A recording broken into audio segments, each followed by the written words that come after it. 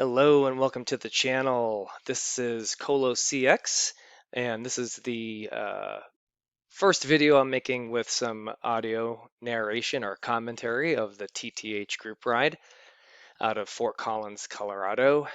Technically, we are riding through Timnath, Colorado, just east of the interstate I-25 on county roads that are quieter than the ones you'd find in Fort Collins proper. This ride was recorded on Thursday, August 1st, and small group today. We have had some really hot weather, uh, which resulted in a wildfire about 15, maybe 20 miles west of where we're riding currently. So the air quality is not great, um, and it's super hot. By the end of this ride, it's somewhere in the 90s um, at 12:30, possibly even higher than that. I don't remember looking at the exact temperature, but yeah, it's been hot these past few days. So this is the TTH group ride. It is a very common group ride that TTH stands for Tuesday, Thursday. So obviously rolls out on those days a little bit after 11 o'clock. Comprised of, I would say, largely masters cyclists. Uh, on a good day, we get something in the low 20s in terms of riders who show up. On this day, again, because of the heat and the poor air quality, we were considerably lower, probably only, I think, around a dozen or so riders, maybe a little bit more. When and today's lower attendance kind of played into the dynamics of the ride, as it turns out, and we'll see how that impacted things here pretty shortly. Uh, Good. I consider it the hardest, fastest ride in definitely in northern Colorado. I haven't done a ton of group riding in other parts of the state, so I know every big city in Colorado and across the country has its fast group rides. This would be it. This would be the one here in northern Colorado.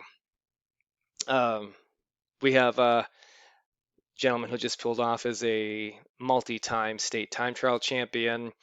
We have last year's Masters Gravel U.S. national champion. We have a younger kid here who uses this ride as his training before he heads off to Belgium. Um, Goes another strongman right there. We've got guys that are a lot bigger than me. I'm only around 145 pounds, and we've got riders 175, 190, maybe who knows, even over 200 pounds, who on a flatter course, which is what we tend to ride, just can put out some monster watts. And the courses that we choose, as I said a moment ago, they are generally flat. We don't have any with any hills, um, maybe a few power climbs here and there. Um, and Wind plays a factor, as it can be on some days pretty windy on the front range. So I think on this day, let's see, we're going about 27 miles per hour at the moment. I think we might have had a slight tailwind at this time during the summer months. We're heading north at the moment. During the summer, we tend to have winds out of the south, so pushing us right now, we'd have a tailwind as we head north on this road. Um, this particular route today, we end up hitting a couple lights, and that we're not on a closed course. We're on open roads with cars, and we have lights, stop signs, etc. And so we obviously have to obey those rules. And otherwise, though, the roads are pretty quiet. As you can see, there haven't been many two cars that have passed us, and cars are generally very generous and willing to share the road with us. And we haven't really, that I can recall, have had an encounter with an enraged motorist on the rides that I've been on here recently. Typically, I start doing this ride in May, which is what my work schedule allows me to do, mid-May, and I really suffer through the first, gosh, half dozen or so rides. Generally get dropped or hang on by a thread. In mid to late June, I start to come into some better fitness and form, and I can start hanging on much easier, maybe take some turns and pulls here and there. And then July and August is when I tend to be in much better shape as I approach my cyclocross race season, and I'm able to be a little bit more active, throw in some accelerations, attacks, etc. So it's a bit more fun for me. So that's why that's why I wanted to do some audio commentary on today, because of some of the things that happened I thought were interesting, and so we'll take a look at it. I'm going to skip ahead here as we continue to roll out of town, and I'll pick us back up here in a moment. All right, so we just rolled through. We got a green light at a light that we normally end up stopping for, and it ends up stopping us for several minutes, as it were. But today we, one out of every 10 times, we get a green light, which we got today. And I'm on the front, kind of doing a good hard effort here around 300 watts, which for me is basically VO2. Definitely above threshold at the moment. Speed's about 30 miles per hour. I get passed by this rider who has another two riders in tow. Strong, all three of them are really strong guys, but I was just on the front, and so not feeling like I needed to be the one to shut that down. Another strong guy went across to them, so now there's a group of four, and so I'm thinking in my head right now, okay, the rest of the group's going to be behind me. Certainly, there's going to be folks who don't want to let that group get away. We're only 15 minutes into the ride. There goes another strong rider. So I'm thinking, okay, I'll have a chance to latch on once riders aren't coming past me so fast. Well, that never happened. This rider went past me pretty hard with another guy in behind him, and I'm thinking, okay, here we go. I can get in tow with these guys, and we will get brought up to that group of four up the road. Well, that first rider who just passed me in that last group decided to hit it really hard, really hard. And you can see I was up over 600 watts there just to hold the wheel in front of me, but he is gone off in the distance.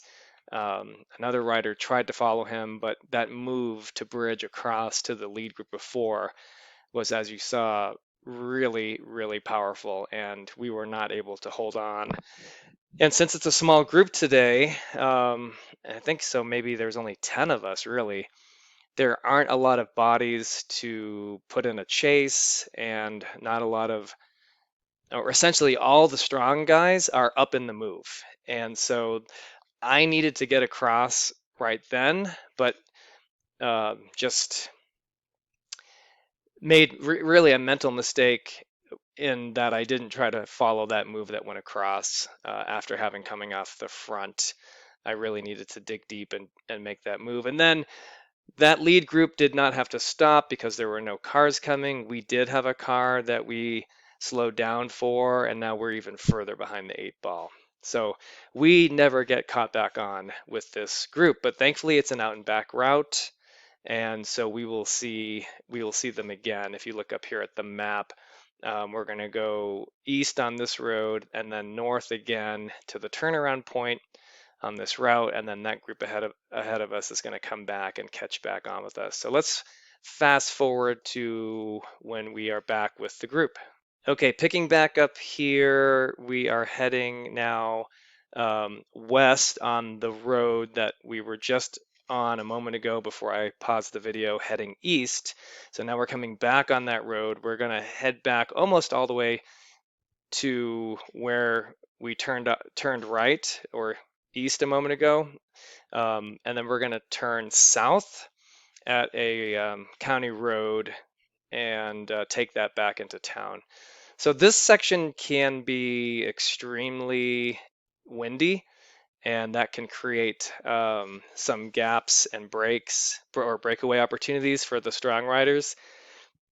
Today, it wasn't a super windy day. As I said earlier, it was pretty darn hot, but not particularly windy. So I decided, that being the case, I was going to go to the front and put in a decent tempo here. Uh, what I felt was a pretty good speed. We're up to 37, 38 miles per hour. It is slightly downhill here. So we're almost approaching 40 miles per hour as I'm sitting on the front. And I thought I was doing a pretty hard effort, and that tends to be a common theme for me on this ride, as well as some of the guys that I ride with that are similar in terms of their strength as me. You'll be on the front pulling what we think is really hard, and lo and behold, guys just come screaming past you, going much faster than what you are. And then that makes it tough to recover from because you were just on the front for a minute. Uh, I'm going to fast forward again to another point in the ride so we can see what happens. Okay, we're getting close to the finish line for the ride. We are coming up on a new section that we're having to take because there's some road construction on the usual finish for this course or loop that we do. And this road got rerouted recently due to some homes being built over to the right-hand side. You can see some of them. And this used to be one of my favorite sections. It's a little bit of a rise, kind of a false flat. It's a good area for me to put in a really hard dig, and I'm never going to stay away from the group, but I just enjoy doing that hard effort. And then we drop down this slight hill and come up to a traffic light where we then turn left uh, and head for the home stretch. So let's take a look at that. Okay, so we ended up hitting that red light and having to wait, and that's why where I attacked is really not a great place to attack, because if you haven't gotten brought back by then, which I did on this day, you're going to get, if you hit the red light, definitely get brought back. So we're heading south. We got about it's like a mile and a half stretch from that light. I want to say, I could be wrong. It's definitely less than 2 miles, and we are heading into probably a slight headwind, I'm guessing, as we head south. And the younger kid here who's training for Belgium just came off the front after doing a pretty hard pull. I got two riders ahead of me, and I don't know, because I got dropped, I just thought, well, let me do the lead out for today's ride. It's not really, I'm not going to sprint it out with guys that drop me, and I don't really feel deserve it, or that should be something that you do if you've been dropped earlier in the ride. So I'm like, well, I'll just go darn near as hard as I can for a minute. um, I'm up around 700 watts for a good portion of that time. Speed is up to 37 and a half, almost 38 miles per hour there. And then I'm pretty much cooked. My heart rate's at 180. My max heart rate's about 183 or 4. So um, I, I shut it down a little bit early, and you saw the one rider was on my wheel, and I believe, I'm going to guess, ends up taking the sprint today. I don't think these two other riders ended up catching up to him. I tend to miss time this finish line badly because it's such a long, flat section lead in to the finish that I don't, I've never really made a or identified a good landmark for when I should start. So I tend to go way too early. I got to be better about that, and I got to go back at this video and find a better spot for me to start my acceleration from, because today I missed it by about probably a quarter mile. But hopefully it was a good hard lead out for the guys that did want to sprint. So the finish line was right back there at that speed limit sign. I believe that's what we sprint to. But yeah, that was yesterday's ride.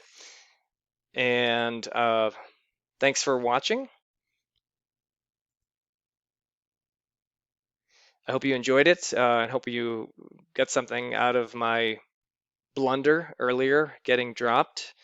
And I hope you stay tuned for future group ride videos. I'll be doing a few more of these as my schedule allows this summer, and then cross season is right around the corner, and I will be recording all my videos and hopefully providing commentary. Thanks again for watching. Take care.